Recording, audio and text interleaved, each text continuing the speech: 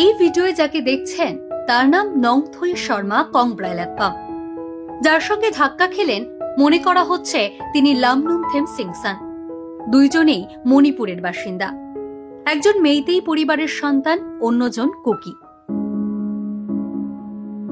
Air ইন্ডিয়ার AI-171 ফ্লাইটটিতে বিমান সেবিকা ছিলেন দুজনই, ছিলেন খুব ভালো বন্ধুও।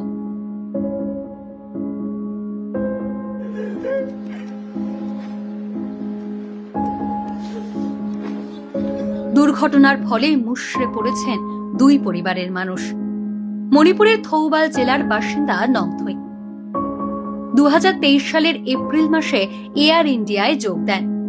যেদিন মেয়ে এয়ার ইন্ডিয়ায় চাকরি পেয়েছিল, খুশির সীমানা ছিল না গোটা পরিবারের। কিন্তু সেই সব মধুস্মৃতি এখন ছাইয়ের মতো ধূসর। যে মেয়ের সঙ্গে সকালেই কথা হয়েছে, কি করে তার সঙ্গে এমন হতে পারে?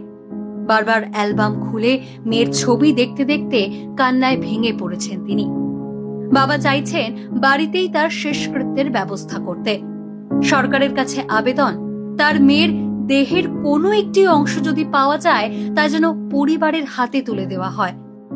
सरकार की तरफ से कुछ न कुछ तो बोलना चाहिए, कुछ न कुछ तो घर के परिवारों का देखभाल करना चाहिए। यही तरीका है, और कोई क्या? गुजर गया तो गुजर गया है, चला गया तो चला गया। मेरी तो सिर्फ 3 बेटियां हैं। पहली काम मिला है वो मेरी बेटी। इसके बाद क्या बोलूं? कुछ बोलने की कोई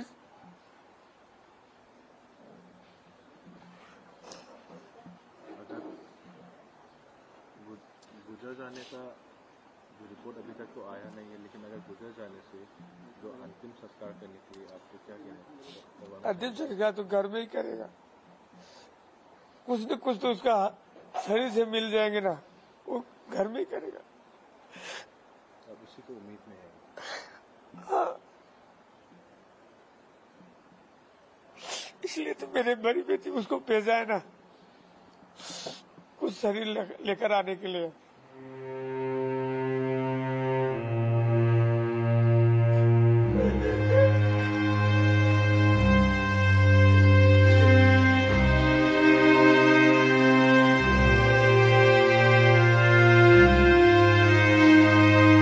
তেরোই জুন সন্ধে তাদের বাড়িতে যান মণিপুরের প্রাক্তন মুখ্যমন্ত্রী এন বীরেন সিং। সান্ত্বনা দেন পরিবারকে। At Ahmedabad, it is really a very shocking news. We have lost more than 242 people on board. Unfortunately, from my state also, there are 2 girls. They are hostage, one from Kangpokpi and one from Thoubal. I'm sharing my deepest sorrow with them and also expressing my deepest condolences to their families. Let God give strength to all of them. মণিপুরের আরো একটা পরিবারের ছবিটা ঠিক এমনই। এই পরিবারও বিমান দুর্ঘটনায় হারিয়েছে তাদের মেয়েকে। লামনুমথেম সিংসানও নংথুইয়ের মতোই এয়ার ইন্ডিয়ার অভিশপ্ত বিমানের বিমান সেবিকা ছিলেন। একসময় ইম্ফলের ওল্ড ল্যাম্বুলানে থাকতেন, কিন্তু 2023 সালের মে মাসে জাতি সংঘর্ষ শুরু হওয়ার পর তাঁকে ও তার পরিবারকে সেখান থেকে চলে যেতে হয়। তারপর থেকে কাংপকপি জেলায় তাদের বাস। গত 2 বছরের বেশি সময় ধরে জাতি হিংসায় পুড়ছে মণিপুর, এখনো তার আগুন জ্বলছে। এই 2 ভিন্ন জাতির পরিবার থেকে উঠে আসা বিমান সেবিকার পরিবারের মানসিক অবস্থা প্রমাণ করে দিচ্ছে মানুষের জন্যই মানুষ। অঘটন কোনো জাতিগত পরিচয় দেখে আসে না।